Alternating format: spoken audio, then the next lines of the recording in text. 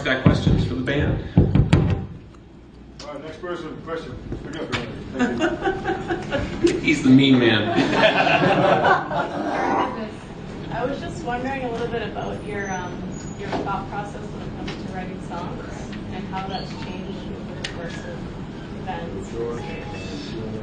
Well, in the beginning, the songwriting process was really just trying to figure out what to sing over riffs. I didn't know how to write a song in the traditional sense. I mean, occasionally I would, but they were pretty simple.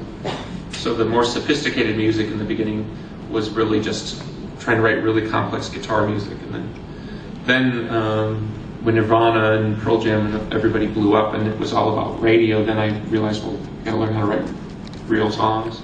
And so then it became about listening, you know, the Beatles and stuff, and actually trying to break down what makes classic songs. And then that obviously dominated pretty much Siamese, Melancholy, and Door. And then once I felt I kind of knew what I was doing, then Machina was about almost deconstructing songs and going, you know, like tearing them up and turning them upside down and learning new ways to write on the uncomfortable space that you get when you break things in half. And so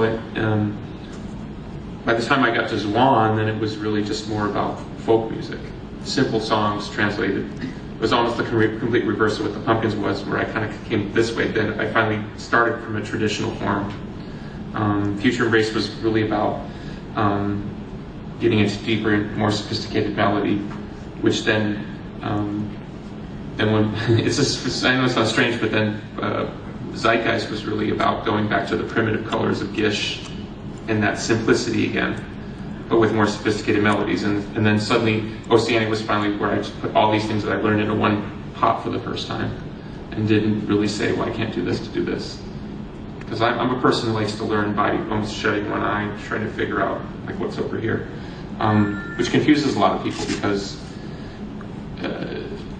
sometimes a fan will come up to me and then be like, you know, I wish you'd get back to, you know, writing blah blah blah, as if I forgot how to do it.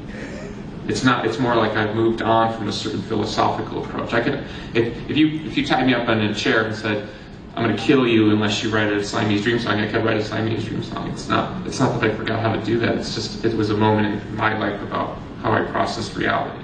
So it's been really a great learning experience to always challenge myself. You know, honestly, Oceania is the first time I ever felt like, okay, I took everything I learned from all those different experiences and just put them into one pot, basically. Anybody else? Yeah, on a different topic entirely. Being in Canada, more importantly Winnipeg, are you a hockey fan? And if so, who's your favorite team? And do you have an opinion on the lockout? Well, I'm a basic kind of hockey fan, a Blackhawks guy, but and still friends with Chris Chelios. So I kind of got a good insidery kind of look on the NHL. And then by some quirk of fate, through my brother's marriage, I'm actually related to Roberto Luongo. So I see Roberto at like family functions. He's married to my sister-in-law's cousin, but like a first cousin, so they're really close. So Italian family. So let's just say I met him when he was playing with the Florida Panthers. So, but he's the hockey guy. He's like your real hockey guy. I'm from LA, so I'm celebrating. So All right, yeah. Oh, lockout.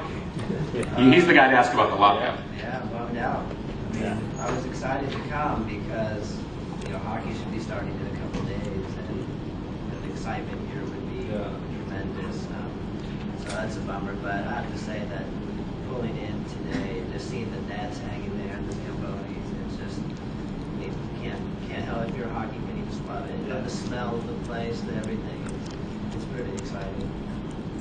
This is my first time. We played in Canada before, Vancouver and Montreal and Toronto, but this is my first time in the heart here, and so I'm really excited. It's great. Cool. Anybody else? All right. All right, my name's Carl. I'm the first. Carl, I'm a new fan. I read about the band last week and I bought tickets. I was wondering about the choice of Winnipeg. Was it related to the super fans that we have here in Winnipeg compared to the rest of Canada to take it the first, or was it because of the experience? No, actually, somebody showed me a piece of paper and it said Winnipeg, and I said, "Where's that?" It's like Saudi Arabia or something. Anybody else? I think that's it. Just Okay, we have time for one more if anybody wants to take a I've been around for a guess. long time, but obviously for some reason I don't know where you came up with Smashing Pumpkins, where the name came from. That's my most hated question. Honestly, I'm that guy. honestly, I'll share this with you. The most asked question is, how'd you come up with the name? And then the most talked about thing is being on The Simpsons. Yes! Woo! The funny thing about that is that I love talking about being on The Simpsons because that's cool. But when people bring up the name, it reminds me of that moment in my life where I could have taken a completely different path of destiny. Because like to me, Nine Inch Nails that's like a perfect band name. You know what I mean? It sounds like it is the vibe. I mean, Smashing Pumpkins, what is like, what the fuck is that? and the only thing I'd add to that is occasionally I get the journalist who's not a fan, and they'll say, you too serious, and I go, dude, I'm in a band called the Smashing Pumpkins. Like what? It started as a joke. I don't know. There's a saying: "As it begins, is how it ends." Well, it began as a joke, and it'll end as a joke. I mean, and I think there's for band people that are really fans of the band, there's so much humor in the wires, but it's not obvious. We're not like a kind of band. If I see the Today video, I mean, it's obviously a complete piss take. How people end up thinking that band was uber serious. So even Tonight, I don't get where people turn that into something other than they needed us to be that. And then at some point we became what people needed us to be. I'm writing a book right now, and the true story of the band and the true story of my life is 10 times darker than what the public thinks. We actually did a good job of keeping a lot of that stuff out of the public, where people thought it was things spilling out the doors. It actually really wasn't. And I've said many times, which surprises many people, is the band never fought about music. The fights were about deli trays and who made decisions and things like that, but we never fought about music, which is, I think, says why we were able to make so much music in such a short amount of time. And so it started as a joke. All right, one more, and we'll go. Anybody? Did you have fun doing The Simpsons? I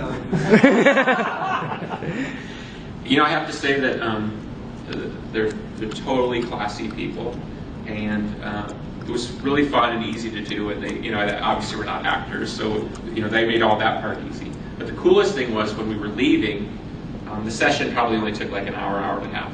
They would make you repeat the lines 4 times, and they'd say it faster, say it slower, say it with more mean, or right. Okay, I'd never done a cartoon before, so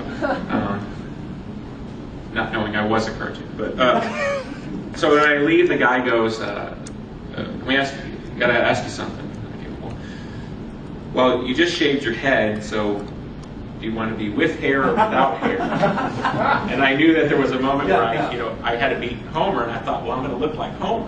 So I asked to have hair, which is why I have hair in the episode. And then the other cool thing is they took all our names down, and basically said, list anybody in your family, like ages, and they sent us like, I don't mean a few things. They sent us like a mountain of swag.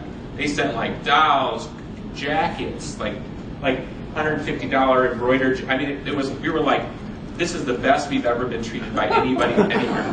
And I think it says a lot. I think they just hit their 500th episode or something. I mean, it's sometimes it really is about class, and they're super classy, and we're great. So it's been one of the best experiences. And the great pride is that Homer Blues is the #1 Simpsons episode of all time. So, Woo! I think it has to do with Sonic Youth. Wouldn't you agree? Is it Sonic Youth and Peter Pan? So anyway, thanks a lot. Thank you for coming. Thank you.